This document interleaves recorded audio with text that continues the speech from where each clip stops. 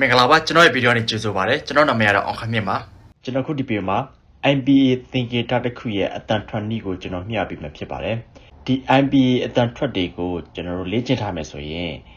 အင်္ဂလိပ်စကားပြောတဲ့အခါမှာအတန်ထွက်ကပို့ပြီးတော့ပြည်ပြင်းလာပြီးတော့ပို့ပြီးတော့မှန်ကန်လာမှာဖြစ်ပါတယ်ဒီ MBA အတန်ထွက်နည်းတွေကကျွန်တော်တို့စတင်ကျောင်းမှာမသင်ခဲ့ရတဲ့အတွက်ကျွန်တော်တို့မြန်မာတွေအင်္ဂလိပ်စကားပြောတဲ့အခါမှာအတန်ထွက်အားနည်းနေတာကိုတွေ့ရပါတယ်အဲ့ဒါကြောင့်မလို့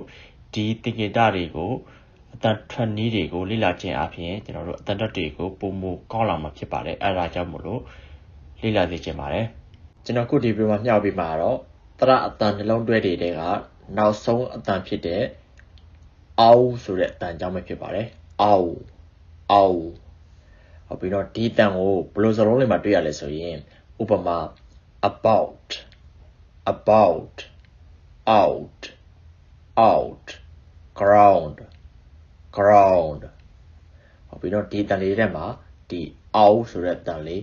ပါပါတယ်เนาะအဲ့ဒါလေးကိုသတိထားပြီးနားထောင်ကြည့်ပါပြီးတော့ဒီတန်ကတရနှလုံးပေါင်းထားတာဖြစ်တဲ့အတွက်အတန်တစ်ခုထဲမှာတင်ကိုအတန်ထွက်တဲ့ခါမှာဗဇက်ရဲ့အနေထားကနှစ်မျိုးပြောင်းသွားပါတယ်ကျွန်တော်တို့အတန်ရဲ့စမှာအာအတန်နဲ့စပြီးတော့ကျွန်တော်တို့အတန်ရဲ့အဆုံးမှာဦးအတန်နဲ့ဆုံးပါတယ်เนาะဗဇက်ရဲ့ပုံစံအနေထားဘယ်လိုထားမလဲဆိုရင်အာအတန်ထွက်တဲ့ခါမှာဗဇက်ကိုဟပြီးတော့ဖွင့်ထားမှဖြစ်ပြီးတော့ဦးအတန်ထွက်တဲ့ခါမှာကျွန်တော်ဗဇက်ကိုတယောက်ကိုနမ်းတယ်လို့နှုတ်ခမ်းကိုစူထားမှဖြစ်ပါတယ်အဲ့ဒီပုံစံနဲ့မျိုးကိုအတန်တန်နဲ့ပါတယ်ကိုစက်တိုက်လောက်မှဖြစ်ပါတယ်လိုက်လို့ကြည့်ပါနော်အောက်ကျွန်တော်တို့အတန်ကိုတော့ဘယ်ကနေထွက်မလဲဆိုရင်အတန်ကိုအာအတန်ထွက်တဲ့ခါမှာဗဇက်ရဲ့အလယ်နဲ့ရှေ့ရဲ့ကြားနေထွက်မှဖြစ်ပြီးတော့ကျွန်တော်တို့ဦးအတန်ပြောတဲ့ခါမှာဗဇက်ရဲ့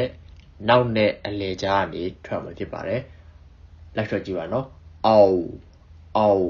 ပြီးတော့အတန်ထွက်ပြီးပြောင်းတဲ့အတန်ဖြစ်တဲ့အတွက်ကျွန်တော်တို့ level ရဲ့ဒုက္ခမှုကိုလက်ကစကြည့်တဲ့အခါမှာ level ဒုက္ခမှုကိုလက်ကသတိထားမိအောင်ပြောရပါမယ်အောက်ဟုတ်ပြီနော်ဒီတန်ကိုစလုံးပေါင်းမျိုးမျိုးနဲ့ပေါင်းတဲ့အခါမှာတွေ့ရပါတယ်အထူးသဖြင့်တော့ကျွန်တော်တို့ O ဒါမှမဟုတ်ရင် OW ဒါမှမဟုတ်ရင် OU နဲ့ပေါင်းတဲ့စလုံးတွေမှာတွေ့ရပါတယ်ဥပမာ town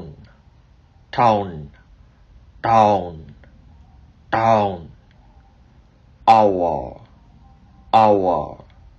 without ကျွန်တော်စရတဲ့စလုံးတွေမှာ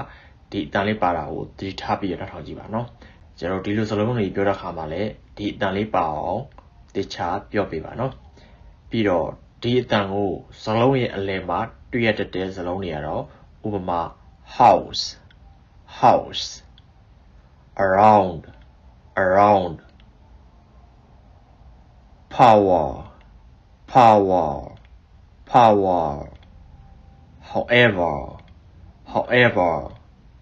howeverပြီးတော့ဒီတန်ကိုအစုံမှာတွေ့တဲ့စလုံးတွေကတော့ allow home now ကျွန်တော်ဒီစလုံးလေးမှာဆိုရင်ဒီအောက်ဆိုတဲ့အတန်လေးကစလုံးရဲ့အစုံမှာတွေ့ရတာကိုဒီထားပြီးတော့နောက်ထောင်ကြည့်ပါနော်ဟုတ်ပါပြီကျွန်တော်မျှဝေပေးခြင်းနဲ့ဒီအောက်ဆိုတဲ့အတန်နဲ့ပတ်သက်တဲ့အကြောင်းကတော့ဒီလောက်ပါပဲနော်ပြီးတော့ကျွန်တော်ထပ်ပြောချင်တာက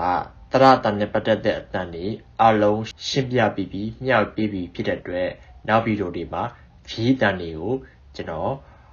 ထပ်ပြီးတော့စက်တိုင်မျှပေးပါမယ်မျှပေးတဲ့ခြင်းဆိုရင် yes လို့ရေးခဲ့ပါနော်ပြီးတော့သင်ခန်းစာတစ်ခုပြီးတိုင်းနောက်သင်ခန်းစာနောက်ထပ်ဗီဒီယိုတစ်ခုတက်မလာခင်ကိုကြည့်ပြီးသားဗီဒီယိုကိုကြည့်ပြီးသားအတန်ကို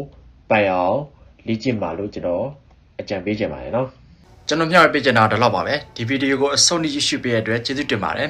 ကျွန်တော်ကအခုလိုဗီဒီယိုမျိုးတွေကိုစက်တိုင်မျှပေးမှဖြစ်လို့မို့ကျွန်တော်ရဲ့ YouTube channel နဲ့ Facebook page ကို like တွေ follow တွေ subscribe တွေမလုပ်ရသေးရင်လုပ်ထားခဲ့ဖို့ကျွန်တော်တောင်းဆိုချင်ပါတယ်ဒီဗီဒီယိုကြိုက်တဲ့ဆိုရင်အောက်က comment မှာ like လို့ရေးခဲ့ပါပြီးတော့ဒီလိုဗီဒီယိုမျိုးတွေကိုဆက်ပြီးတော့မျှဝေပေးတဲ့ဆိုရင်အောက်က comment မှာ yes လို့ရေးခဲ့ပါ